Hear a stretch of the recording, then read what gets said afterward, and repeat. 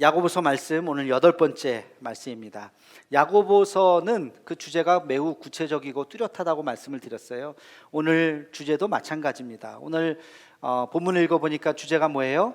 말에 대한 것입니다. 그렇죠? 말에 대해서 제가 사실 여러 번 말씀을 드렸습니다만 그 본문이 또 말에 대해서 이야기를 하니까 계속해서 한 번 더 말씀을 좀 드리겠습니다. 말이 중요하다라고 하는 것은 더 이상 강조하지 않아도 여러분 충분히 아실 거예요. 말에 대해서 묵상을 하다가 세 가지 질문을 우리가 말에 대해서 할 수 있겠다 생각을 해봤어요. 첫 번째는 말이 중요한 건 알겠는데 구체적으로 왜 중요할까? 말이 왜 중요한가? 두 번째는 그러면 우리가 어떤 말을 해서는 안 되고 또 어떤 말을 해야 되는가? 이것이 말에 대한 세 가지의 질문입니다. 이것에 대해서 우리 함께 같이 한번 해답을 찾아보도록 하겠습니다. 첫 번째 질문, 말이 왜 중요한가? 여러분, 말이 왜 중요할까요? 첫 번째는요, 말은 생명이기 때문에 중요합니다. 말이 뭐라고요? 생명이라고요. 말이 생명이라는 말이 뭘까? 하나님께서 이 세상 천지를 창조하실 때 무엇으로 창조하셨나요? 무엇으로? 말씀으로 창조하셨습니다. 어떤 재료를 가지고 그걸 가지고 만든 게 아니에요. 빛이 있으라 그랬더니 빛이 생긴 거예요. 궁창이 있으라 말씀하셨더니 궁창이 있는 거예요. 말이라고 하는 것은 매우 중요한 생명력이 있는 것입니다. 우리가 흔히 말이 씨앗이 된다, 말이 씨가 돼, 이런 표현 많이 하죠. 말이 씨가 된다. 다시 말해서 말대로 된다는 거예요. 그래서 말 굉장히 조심해야 된다는 것입니다. 우리가 말할 때 함부로 말하지 말고 말 듣는 사람을 잘 생각하면서 말을 해야 된다는 것입니다. 왜? 말대로 될 수가 있기 때문에 그렇죠. 여러분, 말이라고 하는 거 함부로 해서는 안 돼요. 우리가 잘 알죠. 말은 사람을 살리기도 하고 죽이기도 합니다. 말 한마디를 통해서 죽어가던 사람에게 용기를 주고 희망을 주고 다시 일으키기도 하고, 반대로 말 한마디 그냥 스쳐 지나가는 말 잘못하게 되면 멀쩡한 사람도 바보 되고 멀쩡한 사람도 의기소침해지고 심지어는 목숨을 끊을 수도 있는 거예요. 말이라고 하는 것이 얼마나 중요한가. 말에 씨가 있구나, 말에 생명이 있구나 라는 생각을 가지고 말을 조심스럽게 할 수 있는 우리가 되기를 주님의 이름으로 축원합니다. 말이 중요한 두 번째 이유가 뭘까? 말은요, 사람을 변화시키는 능력이 있기 때문에 그렇습니다. 말에는 뭐가 있다고요? 능력이 있습니다. 여러분, 어떤 작은 일을 했는데 고맙습니다 하는 말을 들으면 기분이 어때요? 좋아요? 나빠요? 좋죠. 뭘 하나 이렇게 달라 그래서 줬는데 고맙습니다 그러면 그 말을 들으면 내가 별거 한 것도 없는데 기분이 좋아지는 거예요. 미안합니다 한마디 들으면 화해와 용서의 마음이 생기는 거예요. 죄송합니다 그러면 괜찮아요. 분위기가 부드러워지는 거예요. 근데 그 죄송해요, 미안해요 소리를 안 해요.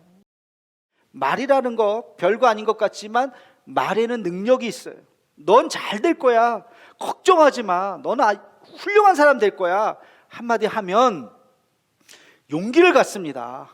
그래서 그래, 나는 잘 됐지, 잘 될 수 있지, 그런 희망을 갖게 되는데, 반대로 야, 너가 할 줄 아는 게 뭐 있어, 너는 안 돼, 그런 소리를 계속 들으면 어떻게 될까요?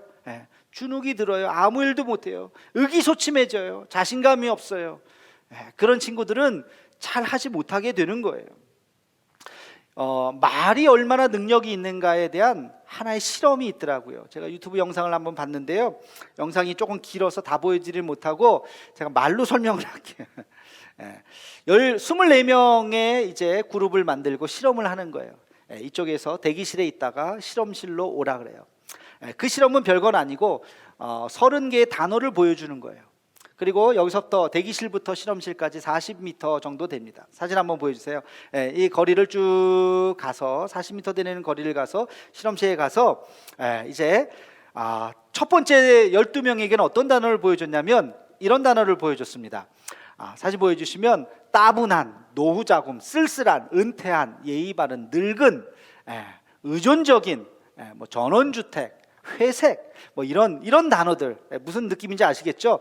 저런 단어들 30단어를 보여주고 나서 자 여러분 5분 안에 3개의 문장을 만들어 보세요 해갖고 5분 동안 막 그 단어를 조합해서 3개의 문장을 만들었어요. 예, 시간 됐습니다. 돌아가세요. 다시 대기실로 돌아갔어요. 12명에게 똑같은 실험을 했어요. 그리고 나머지 또 12명에게는 어떤 단어를 보여줬느냐? 저런 단어를 보여줬습니다. 스피드 있는, 열정적인, 스포츠, 승진, 신입사원, 부지런한, 뭐 저런 무슨 느낌인지 아시겠죠? 저런 느낌의 단어를 30단어를 보여주고 똑같이 5분 안에 3개의 문장을 만들어 보세요. 그래서 막 문장을 만들었어요. 예, 실험 끝, 돌아가세요. 다시 대기실로 돌아갔어요. 이 실험의 목적은 5분 안에 3개의 문장을 만들었는지 안 만들었는지가 목적이 아니에요. 이 실험의 목적은 40m 동안의 거리를 시간을 잰 거예요. 자, 첫 번째 12명 아주 좀 우울한 단어를 본 사람들 있잖아요. 어떤 결과가 나오는지 보세요. 자, 40m를 걸어갈 때 초를 재니까 갈 때는 24.7초 걸렸어요. 실험을 5분 동안 실험 마치고 다시 돌아갈 때 시간은 27.1초가 걸렸어요. 모두 똑같이 2.3초 정도가 더 천천히 걸어갔다는 거예요. 자, 반대로 희망적인 어떤 단어를 보여준, 젊음에 관한 단어를 보여준 사람 재보니까 갈 때는 26초 1이 걸렸어요. 실험이 끝나고 돌아갈 때 보니까 발걸음이 23.6초가 걸린 거예요. 반대로 2.4초가 더 빨라진 거예요. 실험이 끝나고 나서 인터뷰를 했어요. 자기 발걸음을 느꼈나요? 아무도 못 느꼈어요. 그거 느끼겠습니까? 그 문장 그건지 실험이 그건 줄만 알았지? 아무도 느끼지 못했어요. 근데 희망적인 단어를 보면 자기도 모르게 발걸음이 빨라지고요. 저런 좀 축 처져 있는 단어를 5분 동안 막 보고 나면 자기도 모르게 터벅터벅 걸어가게 되는 거예요. 여러분, 저 실험은 미국에서 있었던 실험인데 그것을 그대로 우리나라에서 한번 해봤는데 똑같은 결과가 나온 거죠. 전문가들은 이야기합니다. 저것이 바로 언어의 힘이다. 저 언어의 힘은 우리의 행동을 지배한다는 것입니다. 어떤 말을 하느냐가 우리의 행동을 지배하게 된다고 하는 아주 중요한 실험이었던 것입니다. 여러분, 우리가 어떤 말을 쓰는지를 잘 생각해 봐야 돼요. 말에는 뭐가 있다고요? 능력이 있다고요. 우리 5절 말씀을, 오늘 본문 말씀 5절 말씀을 함께 읽겠습니다. 시작. 이와 같이 혀도 작은 지체로 돼 큰 것을 자랑하도다. 보라, 얼마나 작은 불이 얼마나 많은 나무를 태우는가. 여러분, 큰 산불이라도 어디서부터 시작할까요? 작은 불씨 하나에서 시작되는 거예요. 작은 불씨 하나에서 큰 산불이 나는 거죠. 혀라고 하는 거 우리 몸에 아주 새치혀라 그러잖아요. 아주 작은 부분이지만 이 혀를 통해서 나오는 이 말이 사람을 살리기도 하고 죽이기도 한다는 것입니다. 엄청난 차이를 가져올 수 있다는 것이에요. 그래서 항상 말을 조심해야 된다. 그렇게 성경은 우리에게 이야기하고 있습니다. 말에 능력이 있다는 것을 잊지 말고 우리가 용기 있고 희망이 있는 말을 할 수 있는 우리 모두가 되기를 주님의 이름으로 축원합니다. 세 번째, 말이 중요한 이유. 말에는요, 품격이 있고 말을 하는 사람의 인격이 녹아져 있는 것입니다. 어떤 말을 하느냐가 그 사람의 인격을 말해주고 있어요. 만약에 어떤 사람이 말끝마다 욕을 한다. 에이, 뭐 18, 19, 20 뭐 이런 욕을 막 하고 말끝마다 뭐 하여튼간에 뭐 욕을 하면 여러분 그 사람이 아유 참 훌륭하신 분이네. 아우 참 인격이 참 고상하시네. 여러분 그러시겠어요? 말끝마다 욕을 하면 아이고 저 사람 좀 저급한 사람이구만. 그렇게 생각하지 않겠습니까? 처음 보는 사람에게 막 반말을 하고 퉁명스럽게 얘기하고 불친절하게 이야기하고 그런 사람을 보면 아이고 저 사람 가까이 하지 말아야 되겠다 그런 생각이 들지요. 철학자 하이데커는 언어는 존재의 집이다 이런 표현을 했어요. 내가 어떤 말을 쓰는가가 그 사람의 존재를 말해주는 거예요. 그래서 언어에는 품격이 있고 언어를 사랑하는 사람의 인격이 묻어져 있는 것입니다. 여러분 성경 말씀에도 이런 말씀이 있어요. 잠언 10장 32절 말씀을 우리 함께 같이 읽어보겠습니다. 시작. 의인의 입술은 기쁘게 할 것을 알거늘 악인의 입은 패역을 말하느니라. 아멘. 다시 말해서 의인들은 분위기를 좋게, 분위기 메이커라는 거예요. 좋게 기분 좀 해서 좋고 들어서 좋은 말들을 안다는 거예요. 그게 의인이에요. 근데 악인들은 그 입이 패역한 거예요. 상처 주고 막 가슴을 후벼 파는 그런 말들을 하면 안 된다는 것입니다. 오늘 야고보서 말씀도 똑같은 말씀을 하고 있습니다. 우리 본문 6절 말씀을 함께 같이 읽겠습니다. 시작. 혀는 곧 불이요 불의의 세계라. 혀는 우리 지체 중에서 온몸을 더럽히고 삶의 수레바퀴를 불사르나니 그 사르는 것이 지옥불에서 나느니라. 아멘. 혀를 통해서 우리 온몸을 더럽힐 수도 있다는 것입니다. 지옥불에서 나는 그 아주 끔찍한 말들이 우리 입에서 나올 수도 있다는 거예요. 말이 얼마나 소중한지, 말에는 그 사람의 인격이 묻어 있다는 생각을 꼭 잊지 마시고, 깨끗한 말, 그리고 온유한 말, 그리고 품격 있는 말만 사용할 수 있는 우리가 되기를 주님의 이름으로 축원합니다. 자, 두 번째 큰 질문을 한번 해봅시다. 그러면 어떤 말을 해서는 안 되는가? 근데 이 두 번째 질문하고 세 번째 질문은 똑같아요. 세 번째 질문은 어떤 말을 해야 되는가? 이 두 가지를 합쳐서 함께 같이 말씀을 나눠보도록 하겠습니다. 어떤 말을 해서는 안 되고 어떤 말을 해야 되는가? 이것도 한 세 가지 정도로 요약을 해볼 수가 있어요. 첫 번째는요, 분노의 말을 해서는 안 돼요. 또 교만한 말을 해서는 안 됩니다. 그러면 어떤 말을 해야 될까요? 반대. 분노의 반대가 뭐예요? 온유죠. 온유한 말을 해야 되고, 또 교만의 반대가 뭐예요? 겸손이죠. 겸손한 말을 해야 되는 것입니다. 우리 인간이라고 하는 것은 감정의 동물이에요. 그렇죠? 감정이, 우리 이성이 있지만 사실 이성을 지배하는 것이 감정이에요. 뭐 화가 나면 그냥 말 안 가리고 막 해요. 더 독한 말 없나? 막 더 센 말 없나? 저 사람 말로 내가 그냥 확 그냥 혼내줘야 되는데 하면서 더 센 말을 막 찾아서 뭐 욕도 막 이상한 욕 막 지어내서 막 이거 왜냐? 흥분해서 그래요. 그냥 소위 말해서 열받아 가지고 그런 말들을 막 하게 돼요. 그러면 안 돼요. 나중에 후회합니다. 후회 정도가 아니라 그 사람의 인생을 망칠 수도 있어요. 말이라고 하는 것 지난번에 말씀드렸죠. 다시 주워 담을 수가 없다고요. 그러니까 말은 내뱉기 전에 잘 생각해야 됩니다. 잠언 15장 1절에도 이런 말씀이 있어요. 우리 함께 같이 읽어보겠습니다. 유순한 대답은 분노를 쉬게 하여도 과격한 말은 노를 격동하느니라. 아멘. 과격한 말을 하지 말고 서로 그냥 막 말싸움 막 이러면 안 된다는 거예요. 어떤 말? 유순한 말을 해야 된다. 유순한 말을. 여러분, 분노의 말 한마디가 하루를 망칠 수 있어요. 하루뿐이겠어요? 교만한 말 한마디가 우리의 일생을 망칠 수도 있습니다. 만약에 내가 막 흥분한 상태라면 어떻게 해야 될까요? 말을 되도록이면 하지 말아야 돼요. 흥분하면 말을 하지 말고, 말이 막 튀어나올 것 같으면 그 자리를 벗어나야 돼요. 딴 데 가서 흥분을 가라앉히고 마음을 가라앉히고 이성을 찾은 다음에 그 다음에 다시 이야기를 해야 실수가 없습니다. 말에도요 기본 자세가 있어요. 우리가 말하는 말의 기본 자세는 뭘까요? 지금 말씀드린 대로 온유와 겸손입니다. 말은 온유하게 해야 돼요. 말에도 온도가 있습니다. 따뜻하게 해야 됩니다. 듣는 사람이 그 말을 듣고 마음이 따뜻해져야 돼요. 썰렁해지면 안 돼요. 온유한 말을 해야 되고, 그리고 겸손한 말을 해야 됩니다. 겸손한 말은 뭘까요? 겸손한 말은 나를 높이는 말이 아니라 상대방을 높이는 말이 겸손한 말이에요. 자기를 낮추고 남을 높이는 말, 이 겸손의 말 한마디가 여러분 주변을 따뜻하게 할 뿐만 아니라 그 사람은 더 크게 될 수 있는 사람이지요. 모든 영광을 자기가 다 나처럼만 해봐라 이렇게 하면 뭐가 생길까요? 적이 생겨요. 적이. 더 이상 크지 못해요. 저 사람 두고 보자, 지가 얼마나 잘나서, 그렇게 생각하게 되는 거죠. 그래서 늘 온유하고 겸손하게 이야기해야 된다. 이게 첫 번째입니다. 여러분 꼭 기억하시고 우리가 하는 말들을 잘 점검해 보시기를 주님의 이름으로 축원합니다.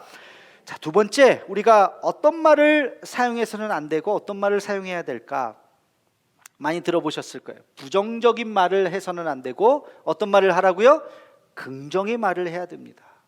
부정의 말은 어떤 거예요? 영어에 no나 not이 들어가는 거예요. 안 돼, 할 수 없어, 해봤자 소용없어, 없어, 안 돼. 이런 말이 부정적인 말이죠. 여러분, 부정적인 말은 아까 말이 씨가 된다고 정말로 그렇게 될 수 있어요. 잠언 4장 24절에 보면 이런 말씀이 있습니다. 우리 함께 같이 읽어보겠습니다. 시작.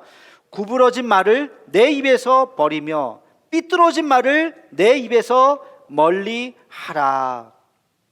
구부러진 말, 삐뚤어진 말, 뭘 얘기할까요? 크게 긍정적이지 않은 부정적인 말을 이야기하는 거예요. 제가 목회를 하면서 이런 경험을 했던 적이 있어요. 여러분, 암 환자, 말기암 환자를 보면 말기암 안타깝죠. 근데 말기암 환자라고 다 죽습니까? 대답해요. 다 죽어요? 죽을 확률이 조금 있지만 안 죽는 사람도 많아요. 그렇죠? 안 돌아가시는 분들도 많아요.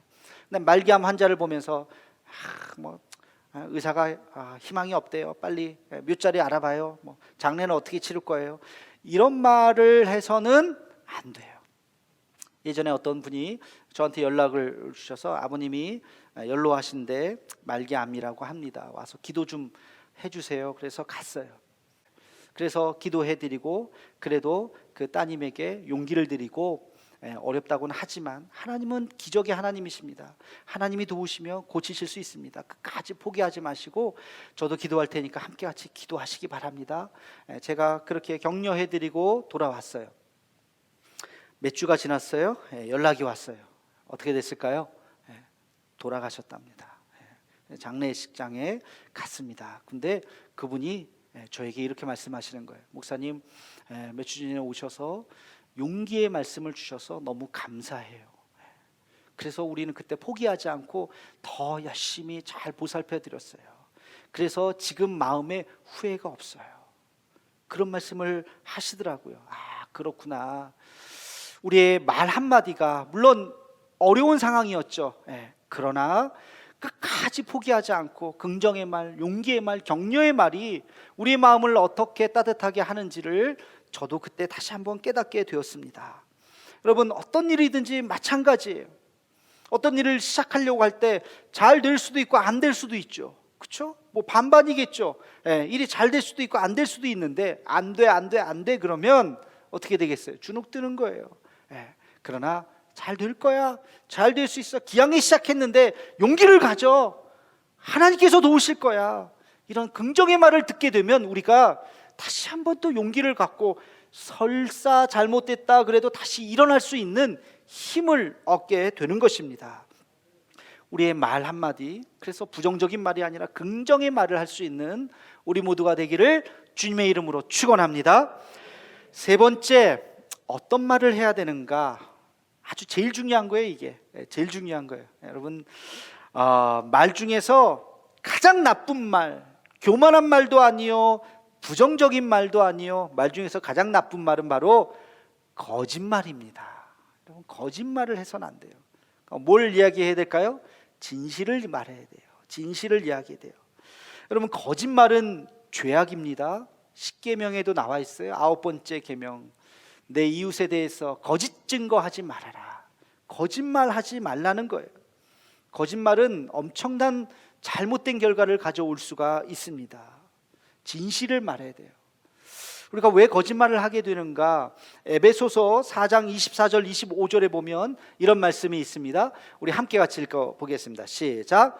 하나님을 따라 의와 진리의 거룩함으로 지으심을 받은 새 사람을 입으라.